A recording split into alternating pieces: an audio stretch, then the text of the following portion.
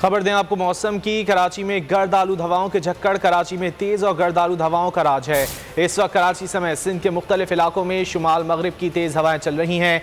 हवा की रफ्तार 29 से 35 किलोमीटर फी घंटा है, जो आज शाम तक रहेगी। महकमा मौसमियात के मुताबिक आज से सर्दी में इजाफा होगा। कराची का मौसम कैसा है, इस हवाले से मजीद जान लेते हैं बोलिए उसके नुमाइंदे नदीम अहमद से। नदीम, बताइएगा तेज़ हवाओं के बाद कराची का मौसम कैसा है?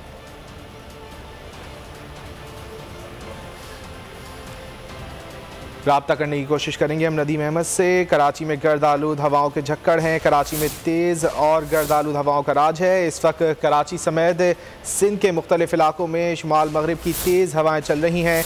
हवा की रफ्तार 29 से 35 किलोमीटर फी घंटा है, जो आज शाम तक रहेगी। सब्सक्राइब करें और बेल दबाएं ताकि कोई खबर रह न जाए।